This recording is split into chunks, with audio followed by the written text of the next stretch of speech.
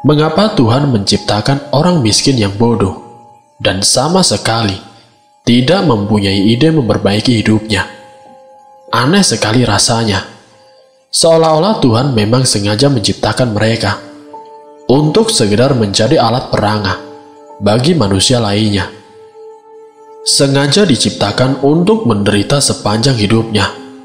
Kata para pemuka agama, mereka diciptakan untuk memberi kesempatan bagi si kaya berbuat baik dan ikut merasakan sensasi rasa bahagia yang diperoleh setelah memberi. Tapi ternyata, kenyataannya tidak begitu. Kalaupun ada yang begitu, kebanyakan tetap tidak begitu. Orang lebih bahagia ketika membelanjakan uang daripada memberikannya kepada orang lain. Dan yang jelas orang miskin tetap merajalela jumlahnya. Tapi kenyataannya, banyak orang miskin yang sukses. Begitu pembelaan mereka. Ya, tapi kelompok anomali ini biasanya memiliki kekayaan lain yang bisa menjadi senjata mereka naik kelas. Meskipun miskin materi, mereka memiliki etos kerja dan keyakinan yang cukup pada diri mereka sendiri atas kemampuannya melakukan sesuatu. Dan di luar itu semua, mereka memperoleh cinta yang cukup selama masa perkembangan kejiwaannya. Anak miskin mempunyai orang tua miskin, Pak Le, Bu Le, Bude, dan Pak De yang juga miskin. Karena miskin, mereka tidak mampu mengakses pendidikan yang menyediakan kesempatan, mengakses pekerjaan formal yang menjanjikan upah lebih baik. Karena miskin, mereka tidak punya jaminan yang membuat mereka mampu mengakses modal usaha. Karena miskin, mereka terbiasa mencukupkan diri dengan apa yang ada dan yakin bahwa itulah jalan hidup mereka. Karena miskin pula, setiap kali punya uang, mereka salah menghabiskan. Karena miskin juga, mereka miskin selamanya. Laki-laki yang bernama Slamet Kurniadi adalah gambar hidup dari kisah kemiskinan. Bagian dari kelompok yang miskin harta sekaligus berbudaya miskin. Seluruh hidupnya adalah tentang kemiskinan yang membelit. Miskin harta, miskin pengalaman, miskin pengetahuan, miskin kebijaksanaan, miskin kepercayaan diri, dan juga miskin cinta. Ibunya mati ketika melahirkannya. Bapaknya pergi entah kemana. Tinggallah ia dengan neneknya yang miskin dan selalu mengeluh tentang kehidupan. Maka hal pertama yang ia pelajari dalam hidupnya adalah kiat sukses menjadi orang miskin. Lalu yang kedua adalah kiat praktis menghancurkan kepercayaan dan harga diri. Slamet Kurniadi, yang kerap disapa dengan Adi, hampir setiap hari menangis. Entah itu ada masalah dengan neneknya ataupun dengan teman-temannya. Seperti kali ini.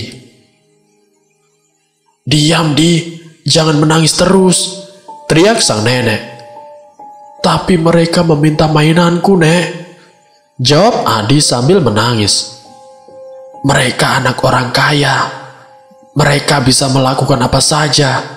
Kita ini orang miskin. Kalau kita melawan, nanti kita dimasukkan ke penjara. Kamu mau tinggal di penjara seperti Lekwarto yang dituduh mencuri anak kambing Pak Lurah?" Begitulah jawaban yang selalu diberikan oleh Nenek Kurniadi ketika ia diganggu oleh teman-temannya. Ketika mainan yang terbuat dari jagung yang ia dapat dari neneknya direbut oleh mereka. Padahal tidak setiap hari ia bisa memeluk dan bermain dengan mainan seperti itu.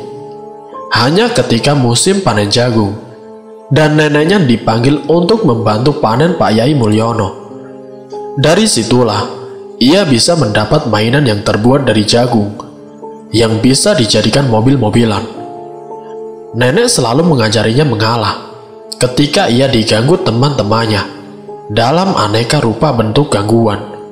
Takut betul kalau ia sampai harus berurusan ganti rugi.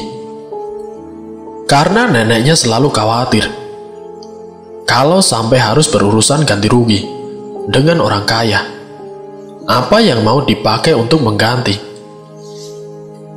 Harta yang mereka punya hanya rumah bambu reot dan baju yang menempel di badan.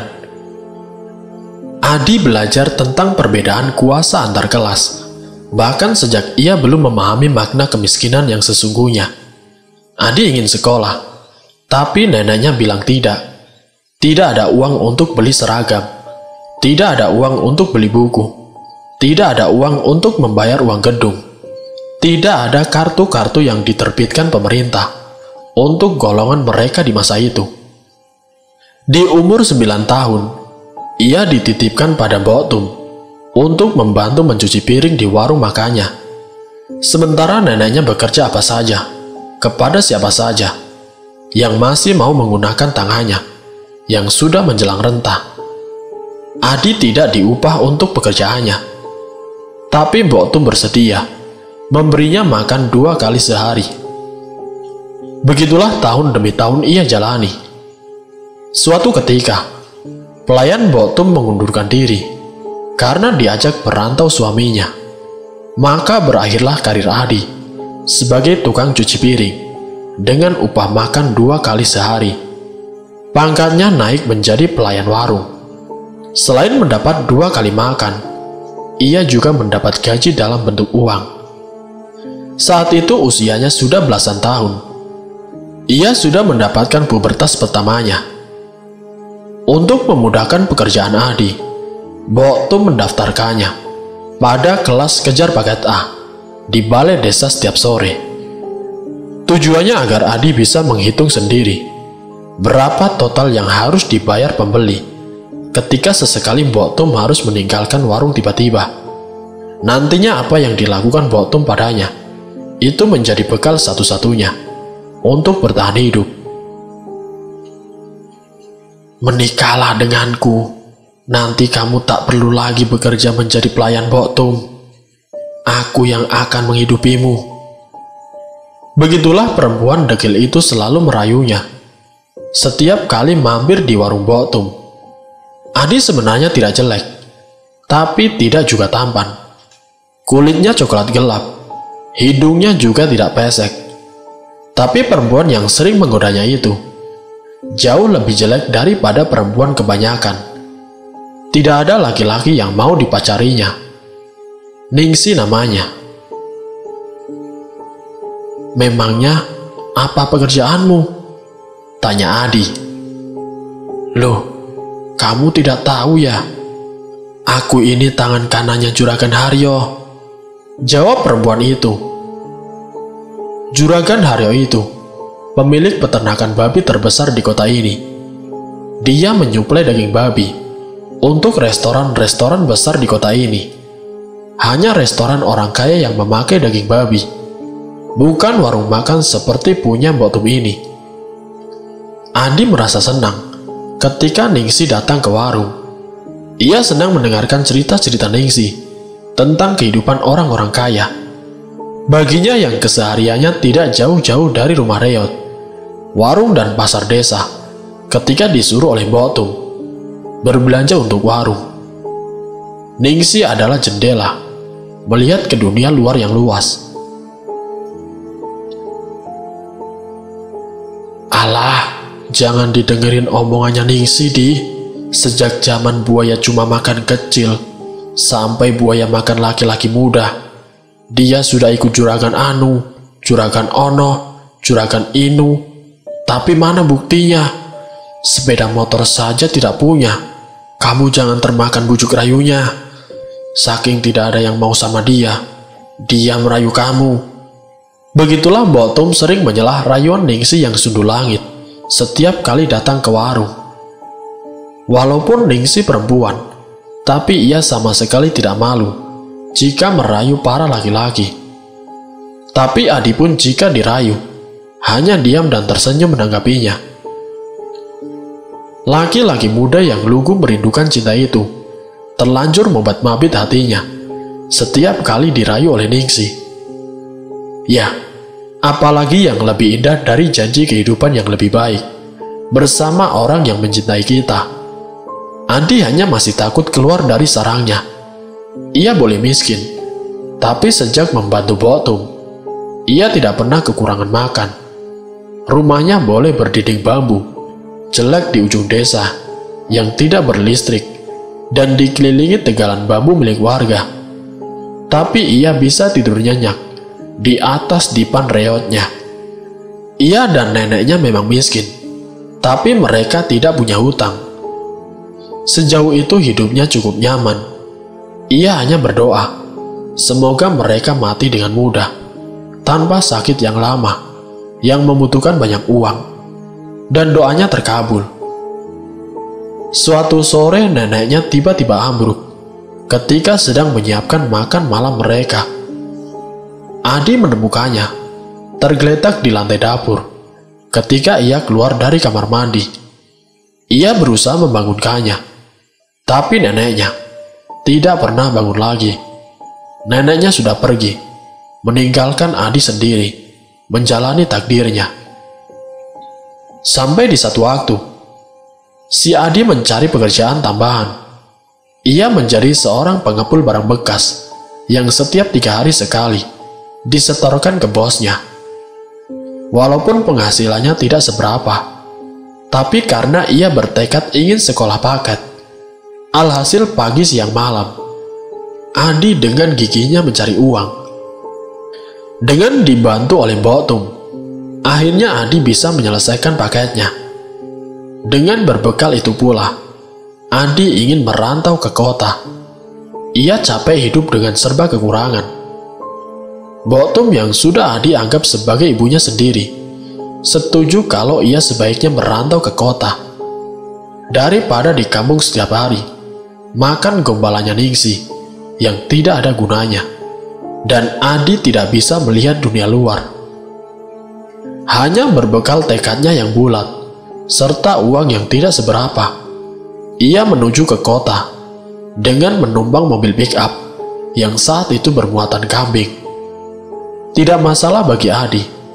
Yang ada di pikirannya, bagaimanapun caranya, ia harus sampai ke kota besar. Sampai singkat ceritanya, akhirnya Adi memilih merantau ke Bali karena letaknya lumayan dekat dengan Jawa, sehingga kalau ada keperluan mendadak bisa pulang cepat.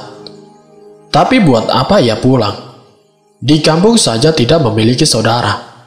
Setidaknya itu adalah salah satu alasan ia memutuskan merantau ke Bali sebagai buruh bangunan.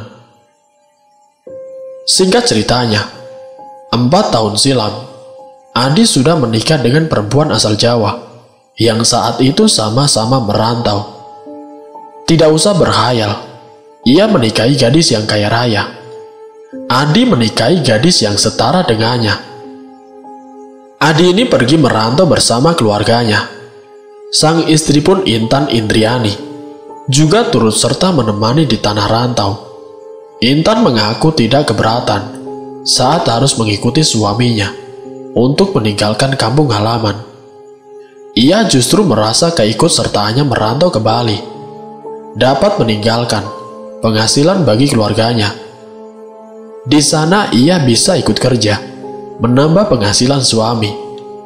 Selain pasangan tersebut, terdapat lebih dari 5 kepala keluarga lainnya di desa kecil Bondowoso yang merantau ke Bali dengan alasan untuk memenuhi kebutuhan hidup karena sulitnya mencari lapangan pekerjaan di kota Bondowoso. Rata-rata dari mereka merantau untuk menjadi buruh bangunan seperti Adi, dan sebagian lagi ada yang bekerja sebagai pedagang. Peluang pekerjaan yang lebih banyak tentu menjadi faktor utama mengapa penduduk desa lebih memilih merantau ke kota tersebut. Selain untuk mencari pekerjaan yang lebih baik lagi, Adi juga mempunyai tujuan lain, yaitu ingin mencari ayah kandungnya. Menurut beberapa informasi yang ia dapat, ayahnya juga berada di tanah Bali. Tidak dapat dipungkiri bahwa dengan merantau, kehidupan Adi menjadi lebih sejahtera. Tidak sedikit dari mereka yang saat ini dapat dikatakan mampu, setelah memutuskan merantau. Biasanya mereka yang bekerja sebagai buruh bangunan dapat meraup gaji di atas 2 juta rupiah, tergantung dari keahlian dan juga kontribusi mereka dalam proyek. Adi sendiri mengatakan penghasilannya di perantauan sudah lebih dari cukup. Hal tersebut juga didukung karena memang Adi termasuk ahli dalam pekerjaan tersebut. Singkat cerita, sampai 5 tahun lebih Adi bekerja sebagai buruh bangunan. Sampai di akhir tahun, Adi dan timnya akhirnya menyelesaikan sebuah bangunan yang nantinya akan dijadikan pusat perbelanjaan. Namun di awal tahun, Adi belum juga mendapatkan job kembali, lantaran mandor yang biasa mengajaknya kali ini sedang sakit. Alhasil Adi harus mencari pekerjaan sendiri. Sudah beberapa kali ia kontak teman-temannya, namun tidak ada satupun yang membalasnya. Kenapa tidak berpikir untuk membuat usaha sendiri? Tidak semudah itu. Adi maupun sang istri tidak mempunyai passion di bidang itu. Gaji yang selama ini ia dapat digunakan untuk biaya sekolah anaknya dan juga biaya hidup yang tidak murah. Jadi di saat seperti inilah Adi kembali lagi mengalami kesulitan. Setelah hampir 2 bulan, Adi pun belum menemukan titik temu. Keadaan keuangan juga semakin sekarat. Bahkan untuk makan saja, mereka hanya mampu membeli 1 bungkus untuk bertiga. Saat itu keluarga kecilnya menangis sejadi-jadinya, meratapi nasib menjadi orang rantau yang mencari pekerjaan. Namun mereka tidak kehabisan akal untuk mendapatkan pinjaman uang dengan menghubungi orang-orang terdekat. Sudah beberapa teman dan kerabat yang dihubungi, belum juga mereka mendapat pinjaman. Sepasang suami istri itu semakin kebingungan, memikirkan bagaimana melanjutkan hidupnya dengan kondisi seperti ini. Suatu ketika, saat Adi sedang pergi ke suatu tempat, Adi seperti orang yang sedang kebingungan kemana dia harus melangkah untuk sekedar mencari sedikit rezeki buat keluarganya di rumah. Ia tidak mau kalau keluarganya diejek, bahkan dikucilkan oleh lingkungan sekitar karena dicap miskin. Sudah cukup dirinya saja yang sedari dulu dikucilkan. Adi pun sampai sekarang masih mencari ayahnya dengan harapan sang ayah bisa membantu perekonomian keluarganya. Tiba-tiba ketika dia sedang kebingungan, pundaknya ada yang menepuk. Ia terkejut, lalu melihat ke belakang. Dilihatnya seorang yang sudah tua, memandangnya sambil berkata, "Jangan bingung, Nak. Saya tahu apa yang sedang kamu rasakan. Saya bisa merubah kehidupanmu. Bila kamu berminat, saya bisa mengantarkanmu ke suatu tempat yang mana keinginan kamu itu bisa segera terwujud." Ucap lelaki tua itu. Adi hanya bisa bengong, seperti kerbau dicucuk hidungnya. Dia ikut saja ketika orang tua tersebut mengajaknya melangkah menuju tempat yang dikatakannya. Singkatnya, menjelang waktu maghrib, sampailah Adi di suatu tempat, di sebuah hutan di wilayah Rumpin. Dan dia baru sadar ketika melihat di sekelilingnya banyak pohon-pohon besar, hingga dia berpikir bahwa ini adalah sebuah hutan yang awalnya dia tidak tahu di mana lokasi ini berada. Di dalam hutan tersebut ada sebuah rumah. Melangkahlah Adi dengan orang tua itu menuju ke rumah yang cukup besar. Ketika dia sudah masuk ke dalam rumah, dilihatnya ada seseorang sedang duduk bertapa. Terlihat orang itu dengan janggut putih di dagunya dan tampak lebih tua dari bapak-bapak yang mengantarkannya. Maka dipersilakannya Adi untuk duduk menghadap orang tua berjanggut putih itu. Pengantarnya pun sesaat kemudian terlihat sudah tidak ada lagi. Tiba-tiba orang tua berjanggut putih itu menyapa si Adi. "Saya tahu apa yang sedang kamu rasakan. Lihatlah di sekeliling kamu, ada 5 orang sedang bertapa. Mereka punya tujuan yang sama datang kemari, yaitu ingin merubah nasibnya agar menjadi lebih baik." Setelah orang tua itu berkata, Adi lalu melihat di sekeliling. Memang benar ada yang sedang bertapa. Jumlahnya ada 5 orang. Adi terkejut, karena memang dia tidak punya niat sedikit pun untuk melakukan seperti itu. Apalagi dengan mencari kekayaan, dengan cara yang dia lihat tadi. Terucap tiba-tiba dari mulutnya, "Ya Allah, ampunilah dosa hamba-Mu ini, ya Allah." Setelah dia berkata seperti itu, mendadak pula rumah dan orang tua serta yang bertapa itu sudah tidak ada lagi. Dia hanya melihat di sekeliling pepohonan yang besar-besar, dan dia hanya seorang diri. "Di mana aku?" ujar Adi kebingungan sembari berjalan ke arah timur. Sampai pada akhirnya ada beberapa warga yang menyapanya. "Loh, Mas, dari mana? Kok seperti bingung gitu?" Iya, saya juga tidak tahu, Pak. Tadi saya dibawa bapak-bapak. Terus saya melihat banyak yang sedang Belum sempat Adi melanjutkan omongannya, warga itu langsung menyeletuk. "Wah, alhamdulillah Mas, kamu bisa selamat. Memang di sini itu rawan seperti itu. Kalau Masnya tidak kuat, Masnya bisa ikut-ikutan seperti itu, Mas." Adi yang mendengar penuturan dari warga hanya mengangguk. "Ya sudah, Masnya jalan lurus terus. Nanti Masnya bakalan keluar dari desa ini," ujar warga itu.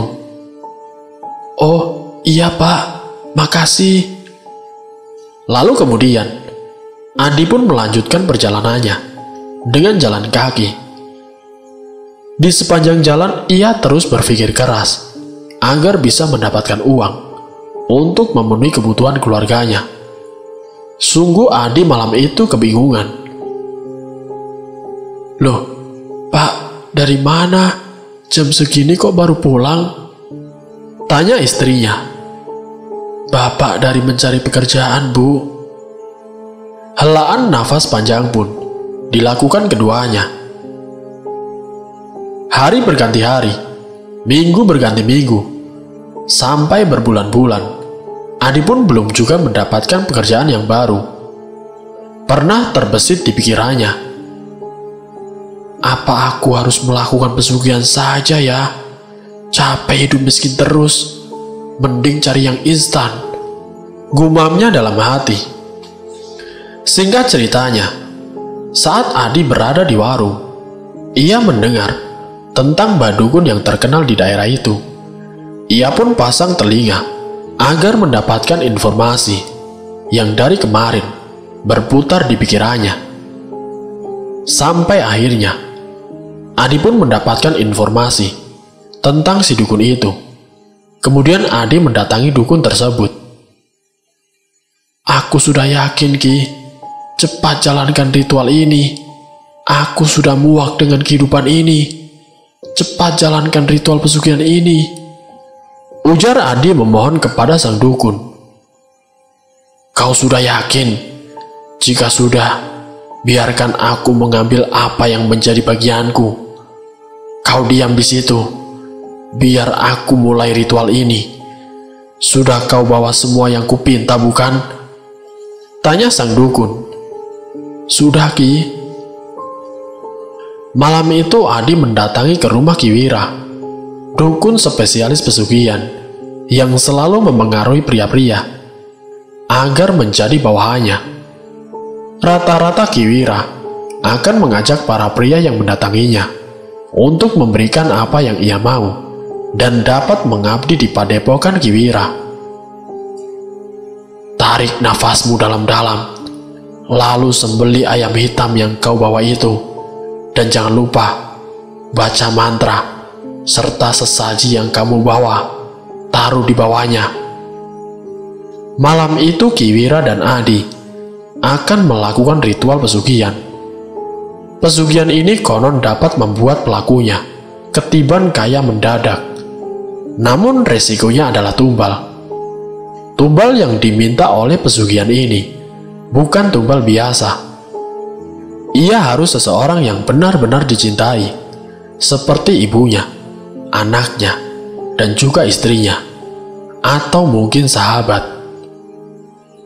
Ambil serbuk ini, bawa ke rumahmu, taburkan serbuk yang telah kubacai mantra ini di depan rumahmu, dan jangan lupa, kau harus membaca mantra-mantra yang telah aku ajari. Jelas sang dukun. Baik Ki, akan aku lakukan apapun yang kau pinta, jawab Adi dengan yakin. Hari sudah berada pada sepertiga malam. Kurang lebih pukul 2:30 dini hari. Adi sudah kembali ke rumahnya. Sontak istrinya terbangun. Ia khawatir yang masuk ke rumahnya bukan Adi, melainkan pencuri. Ternyata kamu, Mas, ujar istrinya. Adi tidak menjawab perkataan istrinya. Ia buru-buru saja berjalan ke dapur untuk melakukan apa yang dikatakan Kiwira. Setelah serbuk itu dituangkan dalam wadah, lantas Adi langsung menaburkan di depan rumah, sembari membaca mantranya. Adi terus mengulang-ulang mantra tersebut. Berdasarkan tuntutan Kiwira, mantra tersebut dipercaya dapat mendatangkan genderuwo untuk pesugihan, mengais rezeki.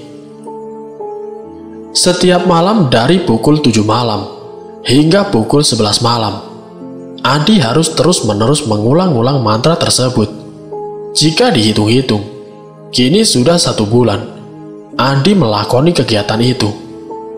Meski telah hampir ratusan kali ia membaca, namun tidak satupun makhluk gaib yang menghampiri dirinya. Jika ia tidak kunjung datang, janganlah kau menyerah hingga pukul 12 tiba. Lewat itu, kau harus segera masuk ke kamar. Begitu kira-kira penuturan Kiwira kepada Adi. Sampai Adi pun melakukan ritual di sebuah hutan yang terdapat 1 pohon yang sangat besar. Warga sekitar menyebut pohon itu sebagai pohon keramat. Di hadapan Adi telah tersimpan rapi berbagai macam sesaji dan 1 kepala kerbau yang masih bau amis darah. Itu semua dipersiapkannya demi mendatangkan genderuwo yang ia idamkan. Rencananya saat genderuwo itu tiba, Adi ingin meminta bantuan kepada genderuwo untuk memberikan bulu di sekujur tubuhnya.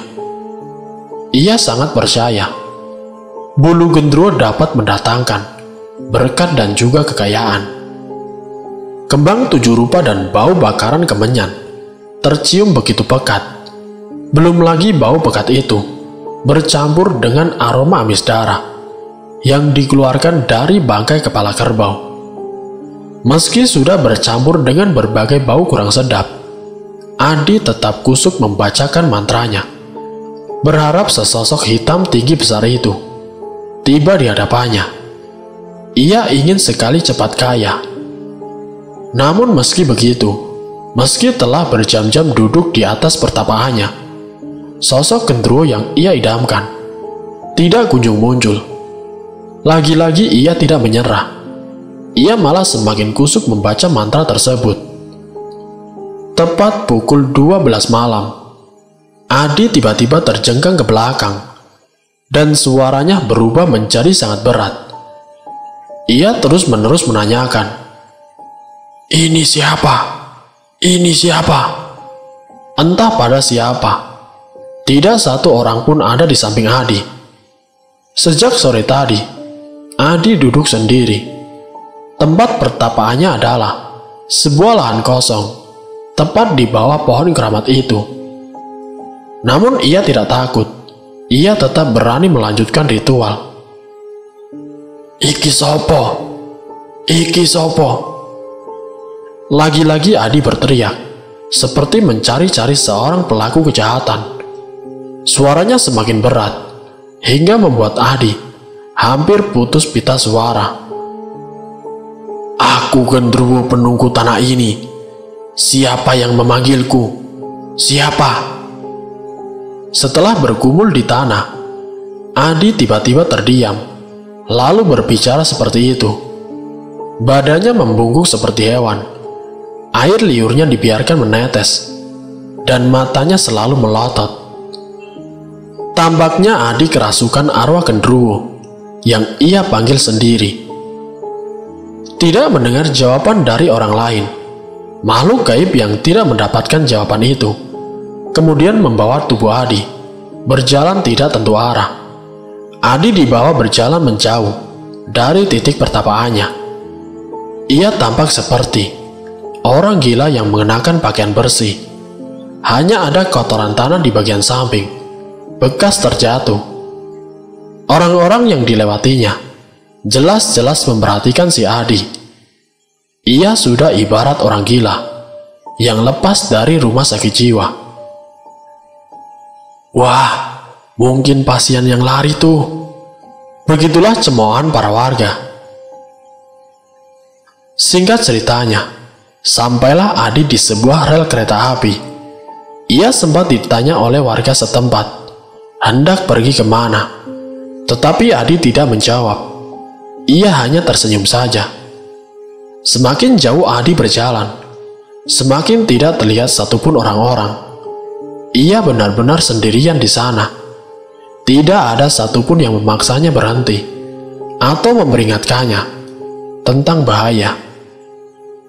Tiba-tiba Adi berhenti di tengah-tengah rel kereta api yang diapit oleh dua bukit kecil.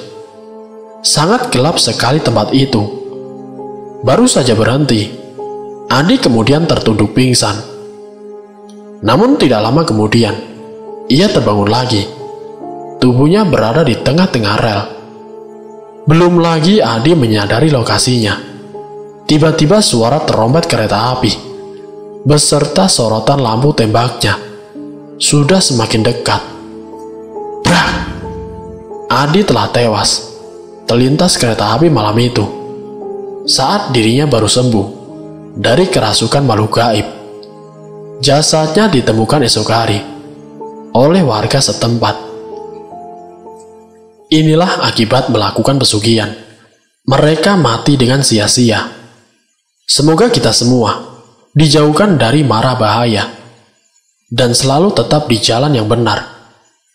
Semoga dari kisah ini kita dapat mengambil hikmah dan juga pelajarannya. Wassalamualaikum warahmatullahi wabarakatuh.